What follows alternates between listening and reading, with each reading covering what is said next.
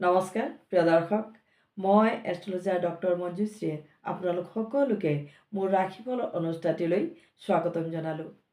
আজি মই ক'বলৈ লৈছোঁ 2025 চনৰ প্ৰত্যেকৰে ৰাশিফলসমূহে কি কৈছে। যিহেতু 2025 চনটো সমাগত, সেয়েহে এই নতুন বছৰৰ ৰাশিফলসমূহে কাৰ বিষয়ে কি কৈছে তাকেই জনাবলৈ লৈছোঁ। সময় যিহেতু সদায় গতিশীল, এই গতিশীল সময়ে আমাৰ বাবে কঢ়িয়াই আনে নতুন নতুন দিন আৰু নতুন নতুন পৰিৱৰ্তন। এই পৰিৱৰ্তনেই আমাক আগবঢ়াই লৈ গৈছে এটি নতুন বৰ্ষলৈ। আমি আশা কৰিছোঁ নতুন বছৰৰ সফলতা আৰু প্ৰাপ্তিৰ আনন্দ। আমাৰ আশাৰ লগতে আছে আমাৰ ভাগ্যও। সেই ভাগ্যই আমাক নতুন বৰ্ষটিত কেনেকৈ লগ দিব প্ৰত্যেকৰে ৰাশিফলসমূহে, গতিকে প্ৰত্যেককে কেনেকৈ লগ দিব তাকেই চাবৰ বাবে মই এষ্ট্ৰলজাৰ ডক্টৰ মঞ্জুশ্ৰীয়ে লৈ আহিছোঁ আপোনালোকৰ 2025 চনৰ ৰাশিফলসমূহ। আজি মই ক'বলৈ লৈছোঁ প্ৰথমতে মেঘ ৰাশিৰ কথা। মেঘ ৰাশিৰ লোকসকলৰ বছৰটোৰ আৰম্ভণিতেই নিজৰ নিজৰ বহুমূলীয়া পৰিশ্ৰমে উন্নতিৰ মুখ প্ৰশস্ত কৰিব।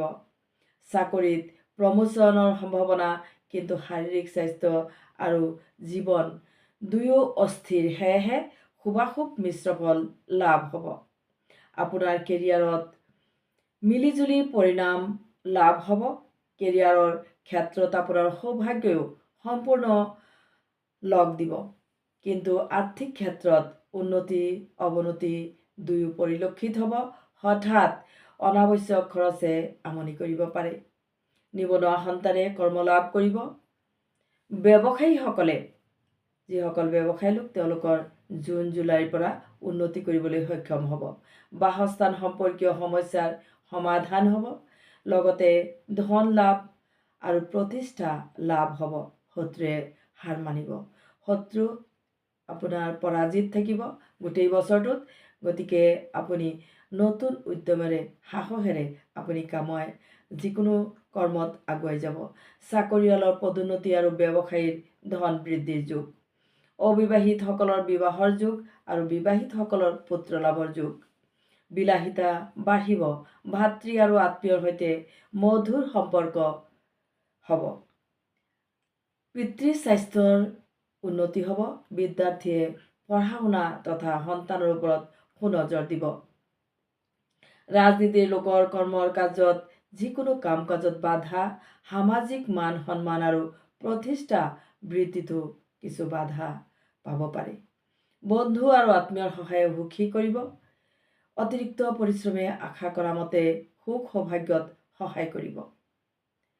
ৰাজনীতিৰ লগত যিসকল লোক জড়িত, তেওঁলোকৰ কষ্টৰ মাজেদি উন্নতি লাভ হ'ব। বছৰটোৰ শেষৰ ফালে সম্পত্তিৰ মীমাংসা হ'ব।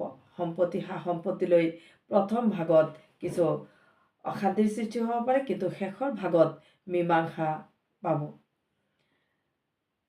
অতিৰিক্ত পৰিশ্ৰমে আশা কৰা মতে সুখ সৌভাগ্য লাভ কৰাত সহায় কৰিব। বছৰটোৰ শেষৰ ফালে ঘৰুৱা সদস্যৰ মাজত মিলা প্ৰীতি বাঢ়িব।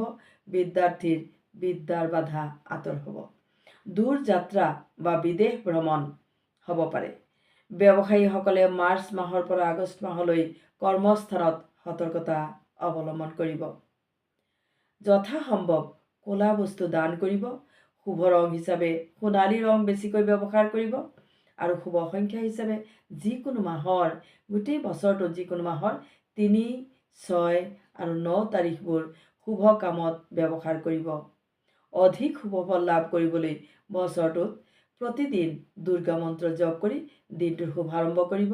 ধন্যবাদ।